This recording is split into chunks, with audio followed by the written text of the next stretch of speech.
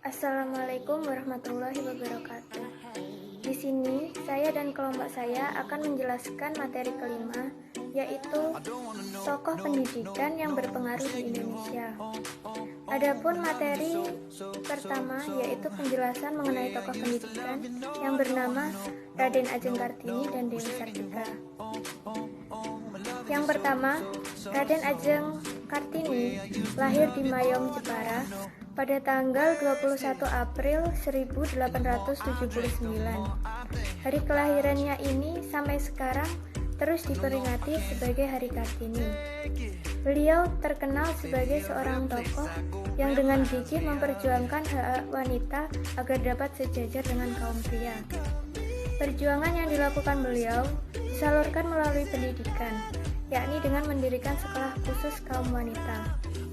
Yang pertama, Sekolah Gadis di Jepara, yang dibuka tahun 1903. Sekolah ini adalah sekolah gadis Jawa pertama di Hindia Belanda. Akan tetapi, sekolah tersebut hanya menerima murid anak-anak para priai sekitar kota Jepara saja. Dan yang kedua, Sekolah Gadis di Rembang.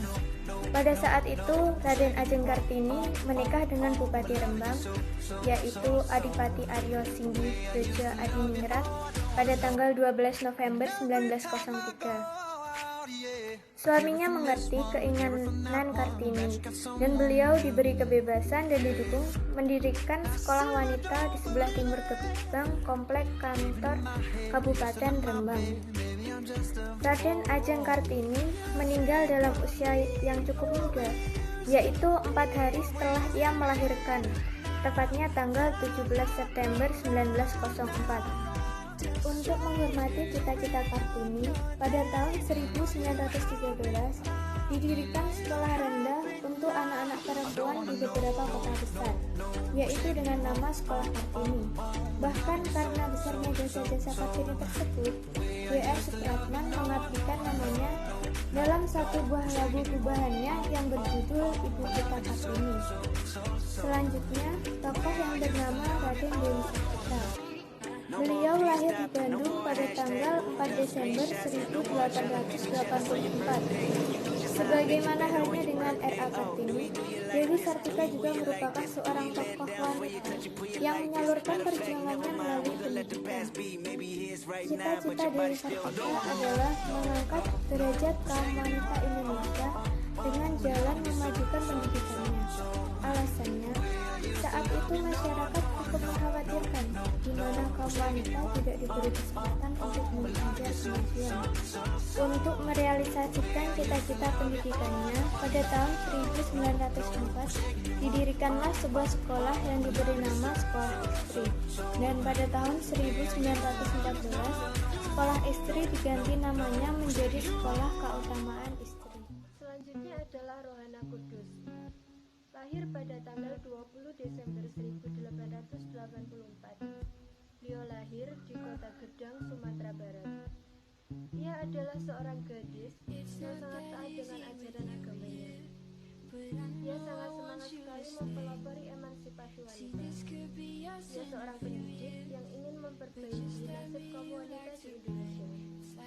Usaha-usaha yang dilakukannya diantaranya adalah pada tahun 1896, pada usianya yang ke-12 tahun, ia sudah mengajar teman-teman gadis di kampungnya. Ia mengajarkan bahasa Arab dan Latin. Pada tahun 1905, ia mendirikan sekolah gadis di Kota Gedang yang kemudian namanya diubah menjadi Sekolah Kerajinan Amai Setia. Pada tanggal 10 Juli 1912, ia ikut mendirikan sekaligus menjadi pemimpin redaksi surat kabar dengan nama Sunting Melajo di Padang. Berikutnya adalah Ki Hajar Dewantara. Beliau lahir di kota Yogyakarta pada tanggal 2 Mei 1889. Beliau adalah tokoh yang sangat berjasa dalam bidang pendidikan. Beliau yang mendirikan perguruan taman siswa pada tahun 1922. Karena jasanya, sampai sekarang tanggal lahir beliau diperingati sebagai Hari Pendidikan Nasional. Perguruan taman siswa yang didirikan pada tanggal 3 Juli 1922 pada awalnya bernama National Undergraduate Institute Taman Siswa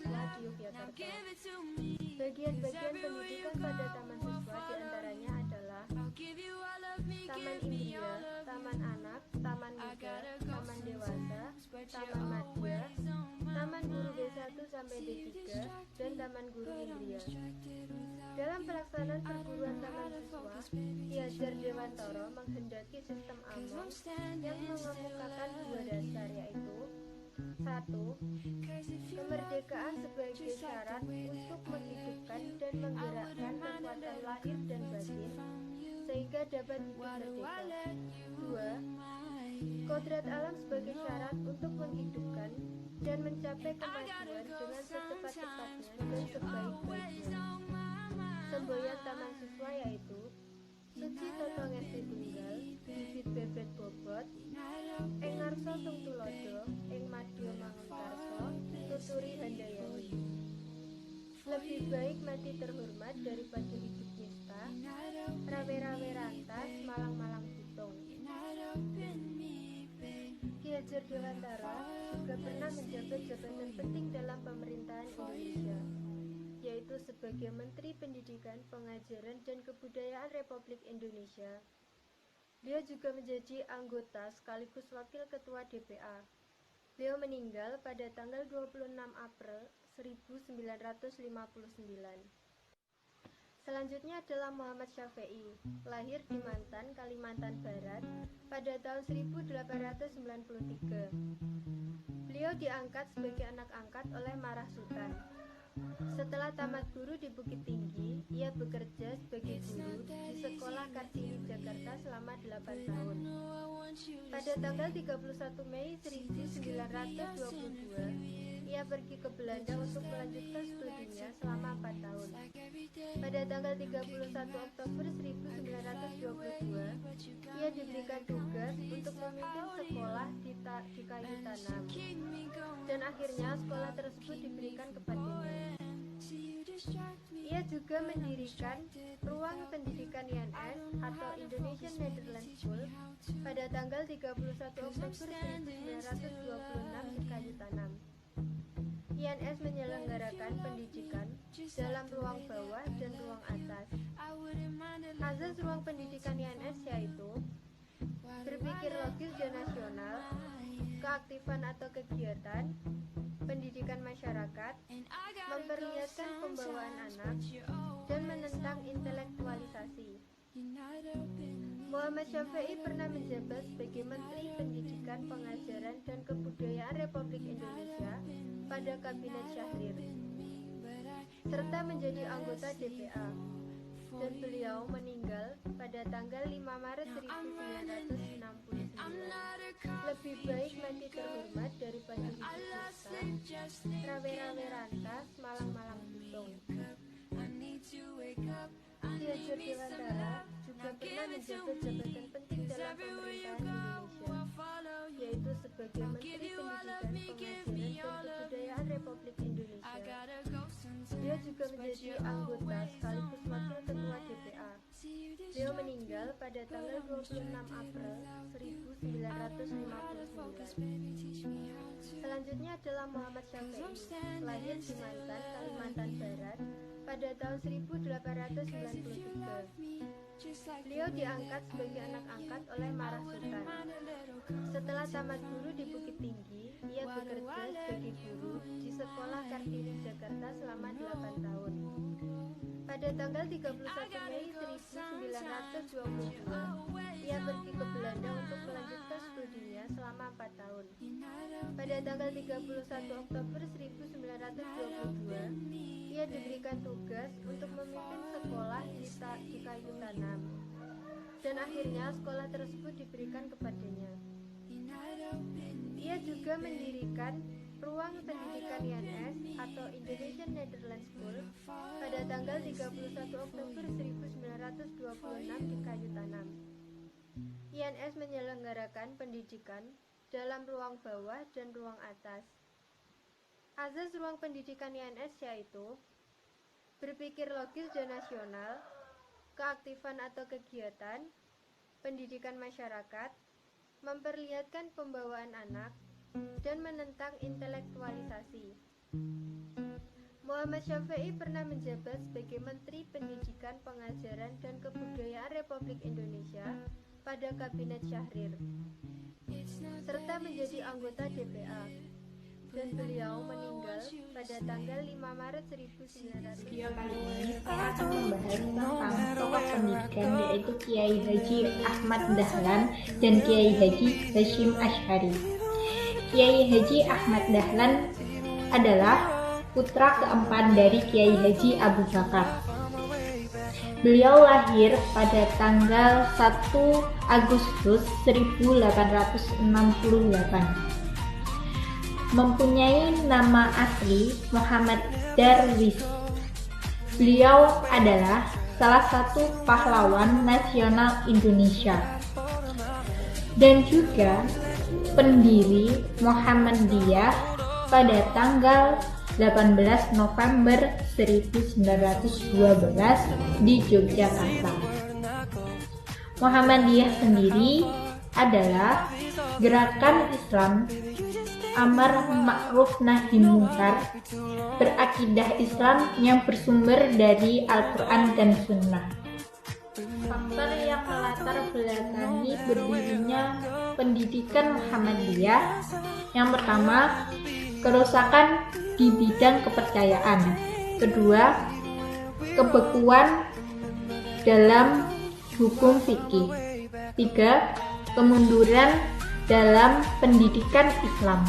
4. Kemajuan Zending, Kristen, dan misi Katolik. Asas pendidikan Muhammadiyah adalah Islam dengan berpedoman pada Al-Quran dan As-Sunnah. Tujuan pendidikan Muhammadiyah yaitu membentuk manusia berakhlak mulia, cakap, percaya diri, dan berguna untuk masyarakat dan negara. Target pendidikan Muhammadiyah yang pertama, akidah yang lurus, akhlakul karimah, akhlak yang sehat dan cerdas, keterampilan, pengabdian kepada masyarakatnya. Cita-cita pendidikan Muhammadiyah yaitu pertama, berbudi baik, alim, dan beragama. Yang kedua, luas pandangan dalam ilmu-ilmu umum. Yang ketiga, berjuang untuk kemajuan masyarakatnya. Dasar pendidikan Muhammadiyah yang pertama, tajdid, kedua, ke masyarakat, dan yang ketiga, aktivitas, keempat, ke kreativitas, kelima, optimisme. Fungsi pendidikan Muhammadiyah yang pertama, alat dakwah untuk seluruh masyarakat. Yang kedua, tempat pembibitan kader. Yang ketiga, gerakan amal anggota. Hasil-hasil yang dicapai oleh pendidikan Muhammadiyah yaitu gagasan atau pemikiran tentang pembaharuan pendidikan. Lembaga pendidikan dari TK sampai pasca sarjana. Yang terakhir, Muhammadiyah melahirkan tokoh nasional seperti Kasman, Singodimojo, dan Panglima Jenderal Sudirman. Ini saya akan membahas tentang tokoh pendidikan Kiai Haji Hasyim Asy'ari. Beliau adalah putra dari Kiai Asy'ari dan Ibu Halimah. Beliau lahir pada tanggal 14 Februari 1871 di Jombang. Kiai Haji Hasyim Asy'ari adalah seorang ulama, pendiri Nahdlatul Ulama atau disebut juga NU. Didirikan di Surabaya pada tanggal 31 Januari 1926. NU merupakan organisasi kemasyarakatan terbesar di Indonesia. NU sebagai suatu ikatan ulama seluruh Indonesia dan membantu berjihad untuk kepercayaan dengan sistem organisasi. Faktor yang melatar belakangi terbentuknya Nahdlatul Ulama adalah gerakan perkembangan dan pembaharuan pemikiran Islam.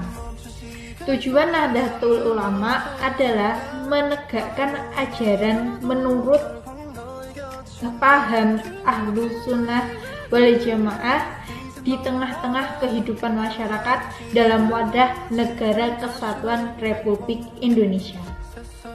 Usaha Nahdlatul Ulama yang pertama dalam bidang agama, melaksanakan dakwah Islamiyah dan meningkatkan rasa persaudaraan. Yang kedua, dalam bidang pendidikan, menyelenggarakan pendidikan sesuai dengan nilai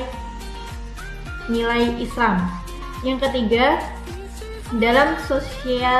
dalam bidang sosial budaya, mengusahakan kesejahteraan rakyat serta kebudayaan sesuai dengan nilai keislaman dan kemanusiaan. Yang keempat, di dalam bidang ekonomi, mengusahakan pemerataan kesempatan. Yang kelima, mengembangkan usaha lain yang bermanfaat bagi masyarakat luas. Sekian dari kelompok kami. Apabila ada salah kata, mohon maaf. Dan apabila kurang penjelasan, bisa baca di makalah kami. Terima kasih. Wassalamualaikum warahmatullahi wabarakatuh.